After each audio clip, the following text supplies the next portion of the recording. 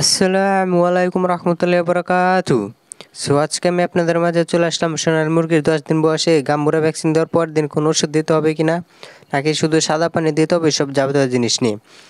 যারা নতুন আসছেন তারা অবশ্যই আমার চ্যানেলকে সাবস্ক্রাইব এবং বেল আইকনটা চালু করে রাখবেন, যাতে আমি যখন ভিডিওটি ছাড়ি তখন আপনাদের কাছে নোটিফিকেশনটি চলে যায় এবং তখন আপনারা ভিডিওটি দেখে শিখতে পারেন সোনালী মুরগি কীভাবে পালতে হবে, সোনালী মুরগি কীভাবে ব্রিডিং করতে হবে, সোনালী মুরগি কীভাবে কী ভ্যাকসিন দিতে হবে, সব যাবতীয় জিনিস নিয়ে।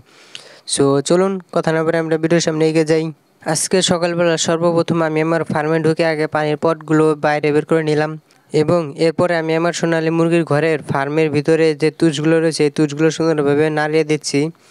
এই তুষগুলো যদি সুন্দরভাবে আমি নাড়িয়ে দিই তাহলে তুষগুলো অনেক ভালো হয়ে থাকবে, আরও বেশি দিন পর্যন্ত যাবে, ভিতরে অক্সিজেন চলে যাবে এবং কি ভিতরে যেটুকু গ্যাস রয়েছে সেগুলো সম্পূর্ণটুকু বেরিয়ে যাবে এবং কি আমি এই তুষগুলো একটু বেশি দিন পর্যন্ত রাখতে পারবো। এর জন্য আমি প্রতিদিন এই তুষগুলো 2-3 বার করে নাড়া দিয়ে থাকি।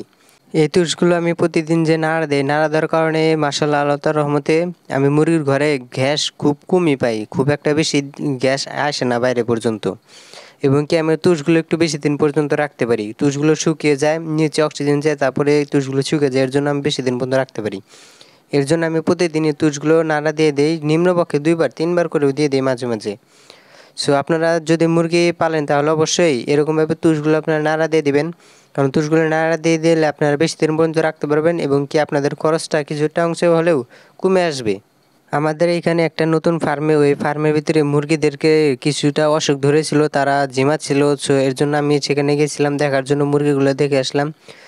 ওই ফার্মে থেকে আসার পরে আমি সর্বপ্রথম আমার ফার্মে ঢোকার আগে আমার শরীরের ভিতরে আগে স্প্রে দিয়ে নিয়েছিলাম। এরপরে আমি আমার ফার্মে ঢুকেই আমার ফার্মটার ভিতরে পুরোটা রুমের ভিতরে সুন্দরভাবে জীবাণুনাশক এই স্প্রেটা দিয়ে দিচ্ছি, কারণ বেশ কয়েকদিন ধরে আমি এই জীবাণুনাশক ওষুধটা আমি পুরো ফার্মের ভিতরে দিচ্ছিলাম না। যদি বাই চান্স কোনো প্রকার জীবাণু এসে থাকে তাহলে সেগুলো যাতে মরে যায়, এর জন্য আমি পুরো রুমটার ভিতরে সুন্দরভাবে জীবাণুনাশক এই ওষুধটা স্প্রে করে দিলাম। আপনি যখন আপনার ফার্মের ভিতরে ঢুকবেন, ঢোকার আগে সর্বপ্রথমে আপনি আপনার নিজেকে হাতে এবং ওই পায়ে জীবাণুনাশক স্প্রেটা সুন্দরভাবে করে নেবেন, যাতে আপনার কাছে কোনো প্রকার জীবাণু না আসে এবং বাইরে মানুষ কোনো প্রকারভাবে ভিতরে ঢুকতে দেবে না ফার্মের ভিতরে।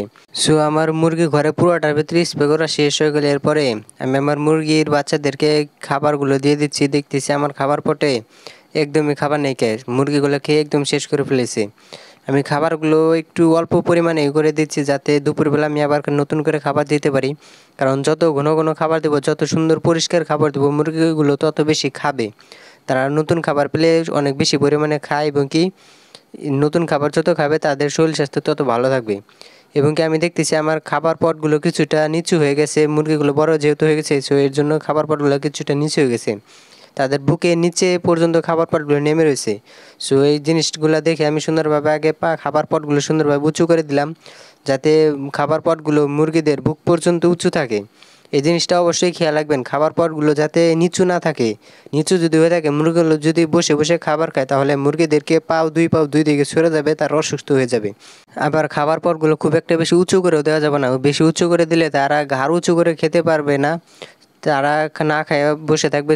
সেদিক দিয়ে আপনার ক্ষতি হবে। এই জিনিসটা খেয়াল রাখবেন, মুরগিদের খাবার পটগুলো মুরগিদের বুক পর্যন্ত উঁচু থাকে, যাতে এতটুকু পর্যন্ত উঁচু করে তারপর খাবার পটগুলো আপনারা দিয়ে দিবেন।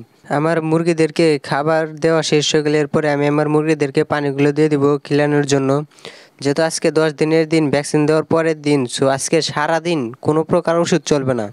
আজকের সকাল থেকে শুরু করে রাত্রেও শুধুমাত্র সাদা পানি দিতে হবে মুরগিদেরকে খিলানোর জন্য, কোনো প্রকার ওষুধ দেবেন না।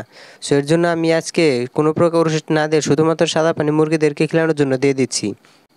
আপনাদের যদি ভিডিওটি ভালো লাগে তাহলে অবশ্যই একটা লাইক, কমেন্ট এবং শেয়ার করে দেবেন। আপনারা যদি লাইক, কমেন্ট এবং শেয়ার করে দেন তাহলে মাশাআল্লাহ আমি অনেক খুশি হব এবং আমার কাজ করার আগ্রহ অনেক বেড়ে যাবে এবং আমি আপনাদের আরও ঘন ঘন ভিডিও দিতে পারবো। এভরিওয়ান, আজকের ভিডিও পর্যন্ত রাখছি, পরবর্তীতে আবার দেখো আপনাদের সাথে ইনশাআল্লাহ। আপনারা ভালো থাকবেন, সুস্থ থাকবেন। আসসালামু আলাইকুম রহমতুল্লাহি ওয়া বারাকাতুহু।